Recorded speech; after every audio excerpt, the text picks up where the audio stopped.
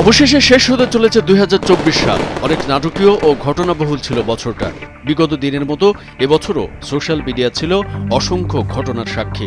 একের পর এক ভাইরাল কমেন্টে মজে ছিল মানুষ। এবারও বেশ কিছু সংলাপ ভাইরাল হয়েছে, যা সাধারণ মানুষের মুখে মুখে যেমন শোনা গেছে, তেমনি ফেসবুকের টাইমলাইনেও ছিল চর্চায়। কি ছিল ভাইরাল সেই সব টপিকের বিষয়বস্তু? আসুন টাইমলাইন ঘেটে দেখা যাক।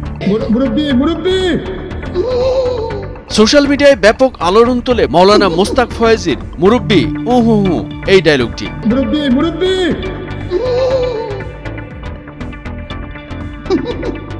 একটি ওয়াজ মাহফিলে বয়ান দিচ্ছিলেন তিনি। হঠাৎ সেই মাহফিল ছেড়ে একজন উঠে চলে যেতে চাইলে মাওলানা মোস্তাক ফয়েজী তার বয়ানের মাঝেই বলেন মুরব্বি উহু হু।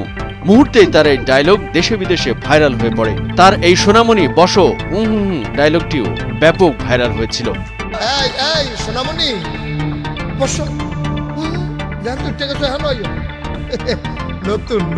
চলতি বছর সোশ্যাল মিডিয়ায় রাষ্ট্রপতি মোহাম্মদ শাহাবুদ্দিনের পুরনো একটি মন্তব্য ব্যাপক ভাইরাল হয়। ফেসবুকে সাংবাদিক ও গায়িকা নবনীতা চৌধুরীর একটি ছবির নিচে নাইস অ্যান্ড অ্যাট্রাকটিভ লিখেছিলেন তিনি। এরপর থেকেই দেশের ফেসবুক ব্যবহারকারীরা ছবির কমেন্ট বক্সে কথাবার্তার মাঝপথে ব্যবহার করতে শুরু করে রাষ্ট্রপতির এই মন্তব্য।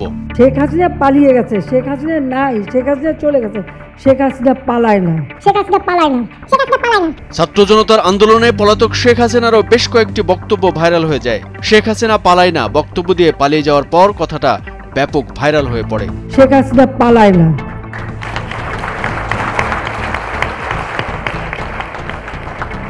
এছাড়াও তার স্বজন হারানোর বেদনা কথাটাও ব্যাপক ভাইরাল হয়। আর এইভাবে মায়ের কোল খালি হোক এটা আমি চাই না, কারণ আমি তো বাবা মা সব হারিয়েছি। আমি তো জানি হারাবার ব্যথা কত কষ্ট, কিন্তু সেই কষ্ট বুকে নিয়ে তো ফিরে আসতে এদেশের মানুষের জন্য। এখানে আমার তো কোনো চাওয়া পাওয়া নেই। শেখ হাসিনার মতো ওবায়দুল কাদেরের পালাবো না পালাবো কোথায় ডায়লগও বেশ ভাইরাল হয় এই বছর। নেটিজেনদের অনেকেই তাকে মজা করে কাউয়া কাদের অথবা কাক্কু বলে মজা পান।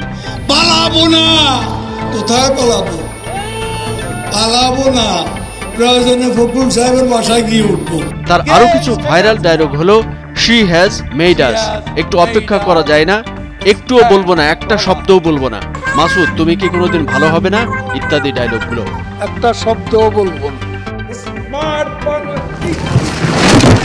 এবার এক দফা শেখ হাসিনাকে কবরস্থানে পাঠাতে হবে।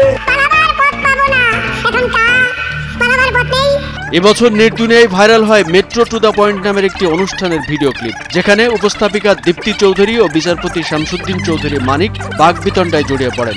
একসময় বিচারপতি মানিক দীপ্তির উদ্দেশ্যে বলেন আপনি কথা বলবেন না। প্রতি উত্তরে দীপ্তি বলেন আপনি প্লিজ উত্তেজিত হবেন না। এরপর আপনি প্লিজ উত্তেজিত হবেন না কথাটা ভাইরাল হয়ে যায়। আমার সাথে আপনি কথা বলবেন না, আমি দেখেছি উত্তেজিত হবে, আপনি আমাকে উত্তেজিত করছেন। এছাড়াও দীপ্তি চৌধুরীর আমি একজন মুক্তিযোদ্ধা পরিবারের সন্তান কথাটাও ব্যাপক ভাইরাল হয়। আপনার কোনো অধিকার নেই আমাকে রাজাকার সন্তান বলার, আমি একটা মুক্তিযোদ্ধা পরিবারের সন্তান। ছাত্রলীগ সভাপতি সাদ্দামের একটি বক্তব্য ভাইরাল হয়ে যায়, দেখা না দিলে বন্ধু কথা কয়ো না। বিএনপি ভাইস চেয়ারম্যান তারেক রহমানকে উদ্দেশ্য করে করা তার সেই বক্তব্য পরবর্তীতে পালিয়ে যাওয়ার পর ভাইরাল হয়, দেখা না দিলে বন্ধু কথা কইও না। এছাড়াও ছাত্রলীগের এক নেত্রীর 7 মিনিটে ঢাকা ক্লিয়ার করার বক্তব্যটিও ব্যাপক ভাইরাল হয়ে যায়। এছাড়াও ছাত্রলীগ হচ্ছে ফিনিক্স পাখি, নাটক কম করো প্রিয়, আমি ইন্টারনেট বন্ধ করিনি, এমনিতেই হয়ে গেছে, আপনি রাবিশ কথা বলবেন না ইত্যাদি বক্তব্যগুলো বছর জুড়ে আলোচনার শীর্ষে ছিল। এখনো মানুষের মুখে ভাইরাল সেই ডায়লগগুলো শোনা যায়। কামরুজ্জামান আরিফ, ভোরের কাগজ।